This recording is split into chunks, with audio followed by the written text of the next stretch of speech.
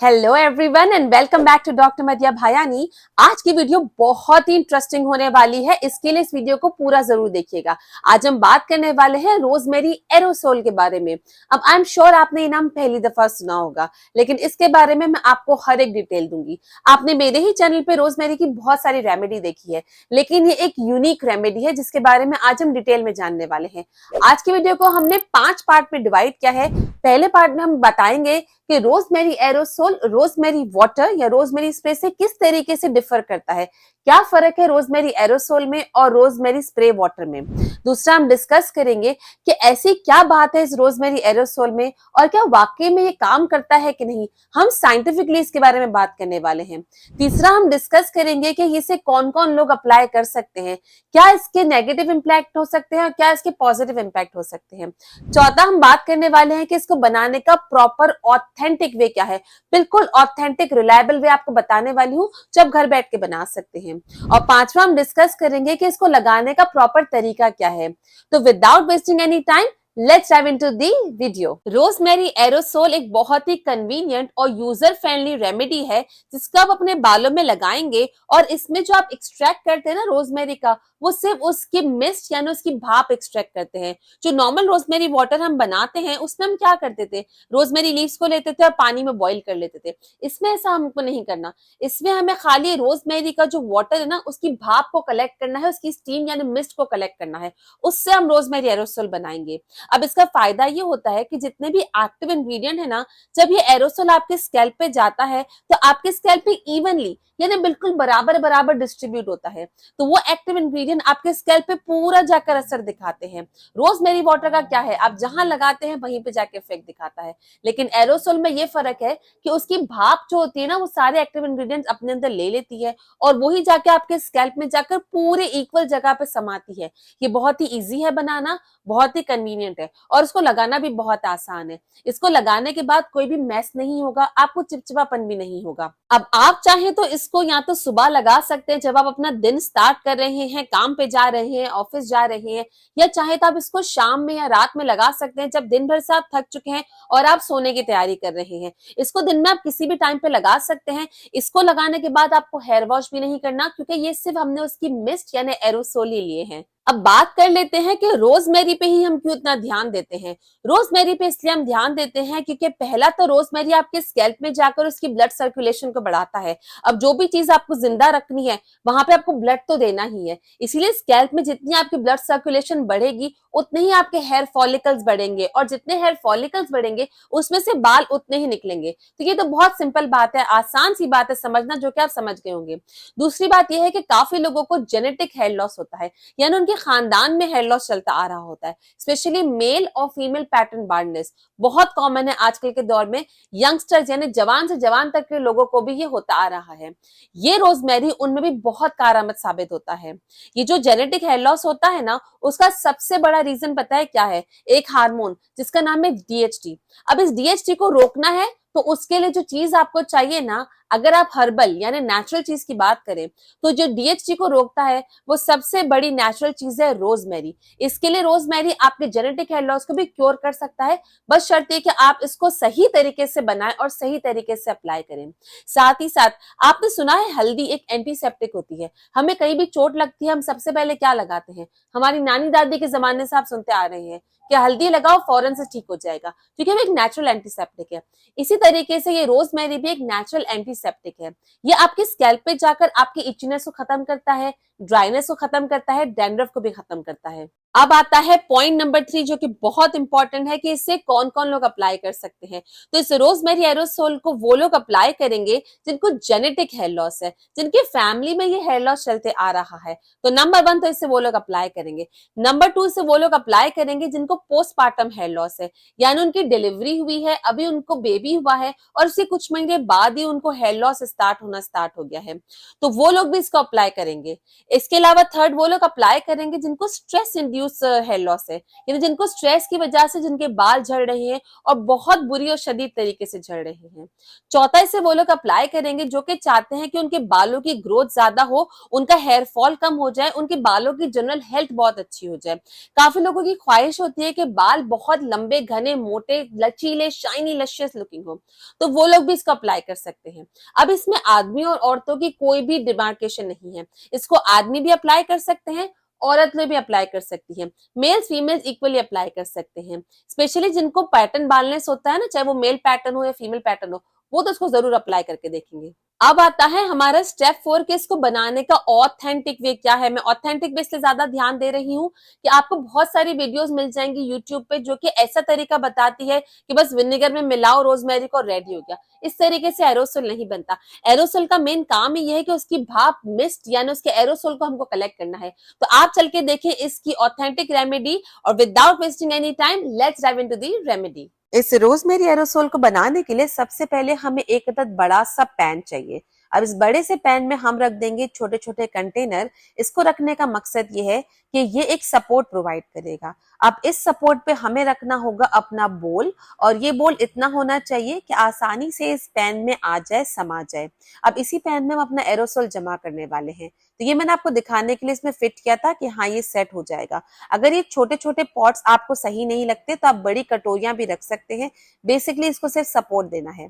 अब इसमें हम ऐड करेंगे अपने रोजमेरी की लीव्स। ये पूरी बेस पे आप अच्छे तरीके से रोजमेरी की लीव्स फैला देंगे। मैंने तकरीबन यहाँ पर 1.5 से 2 चम्मच रोजमेरी की लीव्स डाले थे, और अब मैं इसमें ऐड करने वाली हूँ पानी। पानी मैंने तकरीबन इसमें 1 लीटर के करीब कर दिया था। पानी इतना हो और आपके पॉट्स इतने हो कि ये जो कटोरी है ना, जो बड़ा बोल अंदर हमने डाला है, ये इसमें अच्छे से समा जाए। अब क्योंकि मेरे ये जो छोटे छोटे कंटेनर थे ये इसको सपोर्ट नहीं दे पा रहे थे, इसके लिए मैंने इसमें बड़ी सी कटोरी रखी थी। आपको भी बस एक सपोर्ट चाहिए होगा कि आसानी से आपका पैन इसमें आ जाए। अब यहाँ पे बहुत जरूरी है कि आप ख्याल रखें कि ये जो हमने अंदर बोल रखा है ना, जो व्हाइट वाला बोल है फ्लावर वाला, ये इतना हो कि ये इसमें बिल्कुल डूब ना जाए, और आधे से कम यानी तकरीबन 1/4 के करीब ये उस पानी में डूबा हुआ हो, और ज्यादातर ये ऊपर ही हो। अगर ये बहुत अंदर डूब जाएगा तो ये पानी यानी रोजमेरी वाटर बन जाएगा। और अब आप इसमें रख देंगे ये पैन ढककर। ये जो ढक्कन है ना, इसको आप सीधा नहीं रखेंगे बल्कि उल्टा रखेंगे। उल्टा रखने की वजह ये है कि ये जो नीचे से ढलान है, ये जो नीचे से कर्व है इस पैन का, वो सारा पानी इसमें जमा होगा, और जमा होकर वो ग्रेविटी के जरिए से नीचे गिरता रहेगा, और वो सारा ये जो एरोसोल है वो इस पॉट में जमा हो जाएगा, ये जो अंदर फ्लावर वाला पॉट है उसमें। अब आप क्या करेंगे, अब आप इसे चूल्हे पे रख देंगे। और यहाँ पे ये बात बहुत बहुत बहुत जरूरी है कि आप इसके ऊपर आइस क्यूब्स रख दीजिए। अगर आपके पास आइस क्यूब्स नहीं है तो आइस पैक आते हैं ना, जो अक्सर बच्चों को चोट वगैरह लग जाती है, जो कि आइस वाले होते हैं और ऊपर बाहर से थैली जैसा होता है, उसका मैं यहाँ पे स्क्रीनशॉट ऊपर लगा दूंगी, आप वो भी रख सकते हैं। अब यहाँ पे आइस रखने का मकसद ये है कि ये जितनी भी भाप है ना, वो नीचे से स्टीम होगी और ऊपर से ठंडा होगा। तो ठंडा और गर्म मिलकर ये कंडेंस हो जाएगा, जिससे ये सारे एरोसोल और वेपर्स बनने लगेंगे। यही वेपर्स हमारे एरोसोल है, जिसे हम रोजमेरी एरोसोल कह रहे हैं। ये सारे वेपर्स इसमें जमा होते जाएंगे। ज्यादा इसमें टाइम लगता है, आपकी स्पीड पे डिपेंड करता है कि स्टोव की स्पीड कितनी है। जब ये अच्छे तरीके से जमा हो जाए तो फिर आप इसको ठंडा होने रख देंगे। इसकी निशानी है कि जितना भी बर्फ ऊपर था ना वो पिघल जाएगा। आप चाहें तो बर्फ के पानी जो है वो हटा लीजिएगा या बर्फ हटा लीजिएगा। जब ये हो जाए इसको ठंडा होने के लिए रख दीजिए, और ठंडा होने के बाद आप इसे खोल लीजिएगा। आप देख सकते हैं कि मैंने इसे खोला है, ये अभी भी गर्म है। इसके लिए मेक श्योर कि अगर आप गरम गरम खोल रहे हैं तब हाथों में ग्लव जरूर पहनिएगा। अब देखें यहाँ पे कितना सारा मेरा रोजमेरी का एरोसोल जमा हो गया है। ये इतना सारा रोजमेरी का एरोसोल मुझे आराम से बहुत लंबा टाइम चलने वाला है। अब ये जो नीचे रोजमेरी का वाटर है ना, आप चाहे तो उसको एज अ रोजमेरी वाटर भी इस्तेमाल कर सकते हैं। अब दोनों में फर्क देखिए, रोजमेरी का वाटर कितना ब्राउनिश है और जो रोजमेरी का एरोसोल है वो कितना क्लियर है। दोनों में जमीन आसमान का फर्क है। इसके लिए रोजमेरी एरोसोल की रेमेडी अगर आपको कोई रोजमेरी वाटर की बताता है ना, तो प्लीज बी अवेयर। आप सोच समझ के रेमेडीज देखिए और अप्लाई कीजिए। अब आपको इस रोजमेरी के एरोसोल को एहतियातन छान लेना है। अगर ना भी छानेंगे तो कोई फर्क नहीं पड़ता, इसमें कोई भी सॉलिड पार्टिकल नहीं है। अब इसमें आप डालेंगे ग्लिसरीन। ये जो ग्लिसरीन है ना, ये बिल्कुल ऑप्शनल इंग्रेडिएंट है। अगर आपके पास ग्लिसरीन नहीं है या आप उसको डालने के लिए कंफर्टेबल नहीं है तो आप इसको स्किप भी कर सकते हैं। लेकिन ग्लिसरीन डालने का फायदा ये होगा कि आपके बाल बहुत सॉफ्ट हो जाएंगे, लेकिन अगर नहीं है तो स्किप कर लीजिए। थर्ड इंग्रेडिएंट इसमें जाएगा एलोवेरा जेल। एलोवेरा जेल भी बिल्कुल ऑप्शनल है। अगर आप चाहते हैं कि आपके बाल शाइनी भी हो तो यहाँ तक इसमें थोड़ा सा एलोवेरा जेल मिला सकते हैं, या चाहे तो इसमें विटामिन ई के कैप्सूल्स मिला सकते हैं। ये भी दोनों ऑप्शनल है। अगर आप ग्लिसरीन और एलोवेरा जेल या विटामिन ई नहीं मिलाना चाहते, दैट्स परफेक्टली फाइन। मैंने इसको सादा भी इस्तेमाल किया है। प्लेन रोजमेरी एरोसोल भी वही बेनिफिट देता है जो ग्लिसरीन के साथ देता है। सिर्फ जो एडेड बेनिफिट है वो ये है कि ग्लिसरीन आपके बालों को सॉफ्ट ज्यादा कर देगा और एलोवेरा जेल या विटामिन ई आपके बालों को शाइनी अपीयरेंस देगा और मजबूत ज्यादा बनाएगा। लेकिन इसको खाली भी आप इस्तेमाल बिल्कुल कर सकते हैं।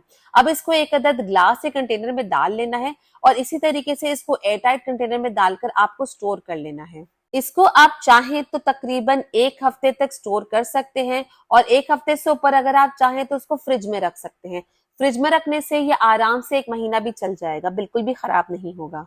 अब आता है हमारा पॉइंट नंबर 5 कि इसको लगाने का प्रॉपर तरीका क्या है। बना इसको हर कोई लेगा, लेकिन अगर प्रॉपर तरीके से लगाया नहीं ना तो ये अपना फायदा नहीं दिखाएगा। इसको लगाने का तरीका ये है कि जब भी आप इसको लगाना स्टार्ट करेंगे तो इस बॉटल को पहले अच्छे से आप शेक कर लेंगे। इसको हिलाना इसके लिए जरूरी है ताकि इसके सारे एरोसोल दोबारा से एक्टिवेट हो जाए और फिर वो आपके बालों में जाकर असर दिखाना स्टार्ट कर दे।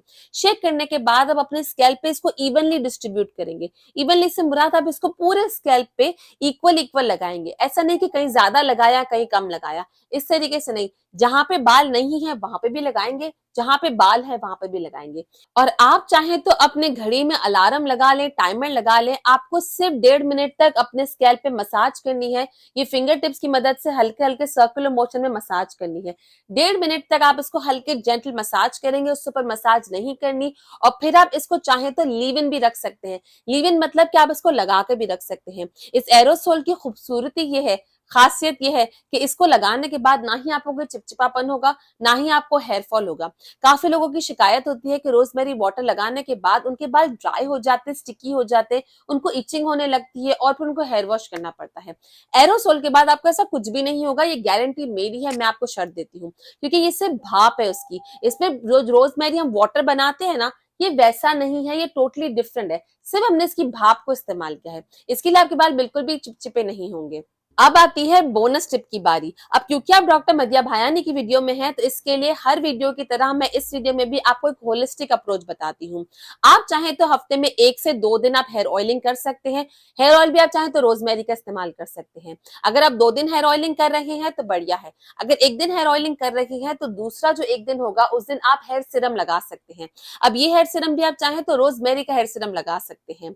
अब आपने बाकी जो बचे दिन उस दिन आप एरोसोल लगाइए या रोजमेरी वाटर लगाइए। इस तरीके से आपका पूरा वीक कवर हो जाएगा और आपको हफ्ते में 3 दिन हेयर वॉश जरूर करना है। Please make sure. अभी जो रोजमेरी की सारी मैंने आपको रेमेडीज का जिक्र किया है, rosemary oil, rosemary water, rosemary spray, rosemary Siram, ये सारी रेमेडीज मैंने आपको इस प्लेलिस्ट में बताई है। इस प्लेलिस्ट को जरूर जरूर जरूर देखिएगा प्लीज, अदरवाइज आप बहुत बड़ी बात मिस करने वाले हैं। मैं आपसे मिलती हूँ इस वीडियो में। Till then, bye bye.